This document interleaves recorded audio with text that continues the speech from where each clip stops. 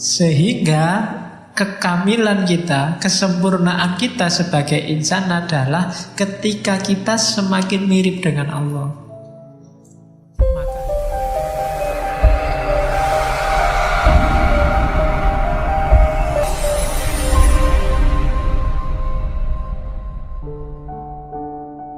Selama ini kita memahami khalifah itu Allah di sana, kita di sini, alam semesta di sini.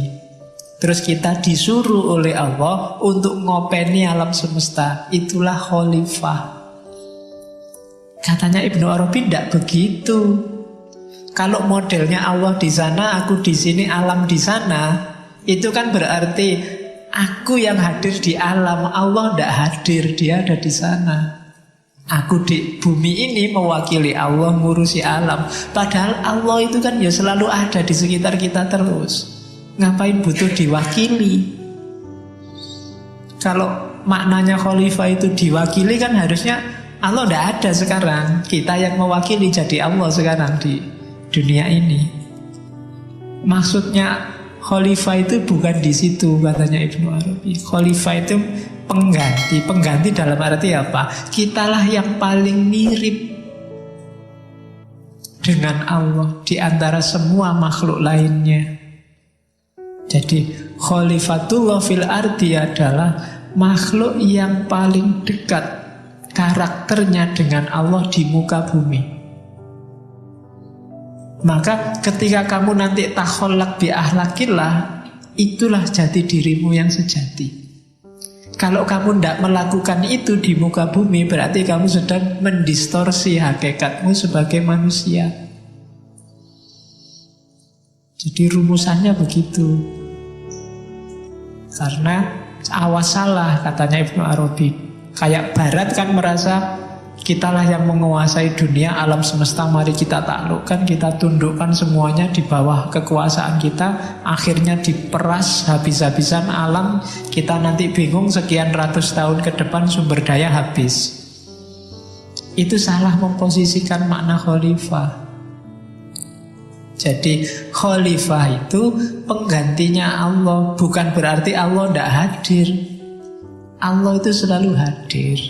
Cuma kitalah yang paling dekat, paling mirip dengan Allah.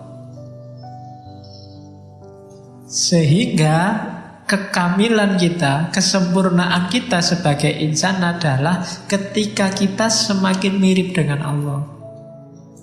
Maka insan kamil adalah orang yang mirip, orang yang karakternya adalah karakter ketuhanan. Hidupnya mencerminkan asma'nya Allah, nama-namanya Allah. Oke. Jadi itu makna insan kamil sebagai khalifah. Terus ada lagi sekarang. Insan kamil tadi sebagai mikrokosmos. Mikrokosmos itu positioningnya, kalau dalam dirimu ini kan tadi saya bilang kuncinya dirimu kan di roh. Sama, alam semesta ini kuncinya ada di manusia.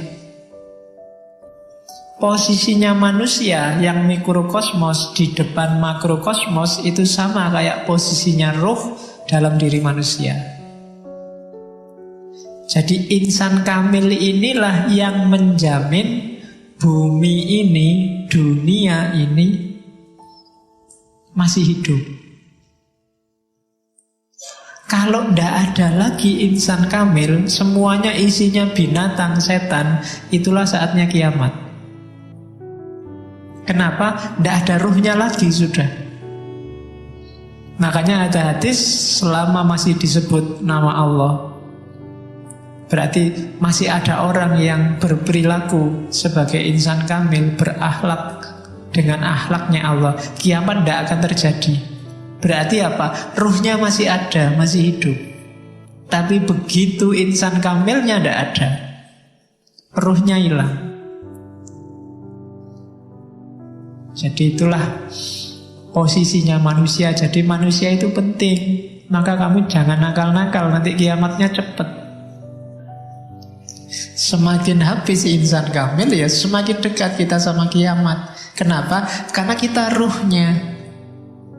Rusaknya dunia ya karena manusia, harmoninya dunia karena manusia. Jangan salah. Tidak karena yang lain. Ya kan?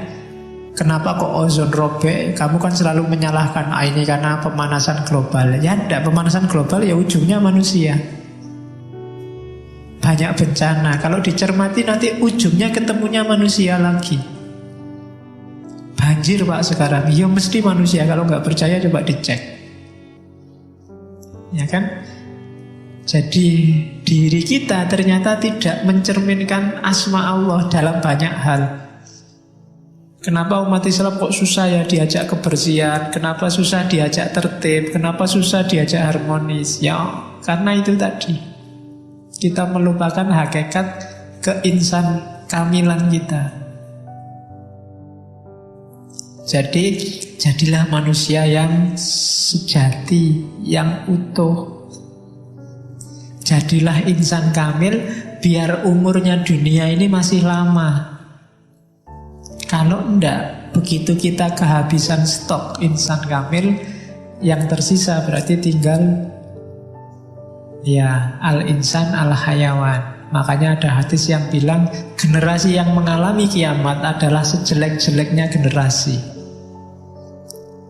Karena apa? Di era kiamat berarti sudah tidak ada lagi insan kamil. Tidak ada lagi orang yang dekat sama Allah.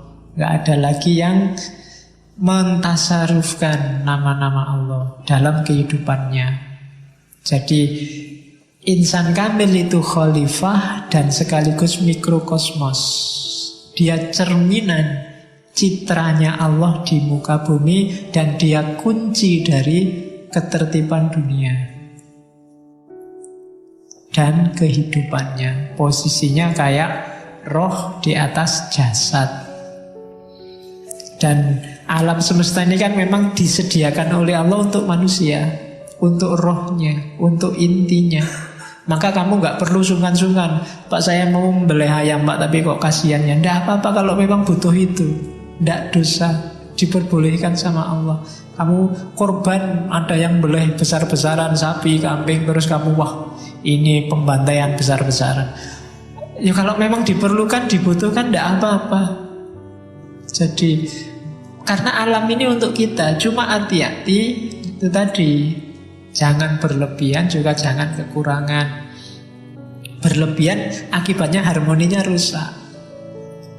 Kalau harmoni, biasanya kalau sudah berlebihan apa kekurangan, itu yang bunyi sudah kebinatangan, bukan lagi kekamilan.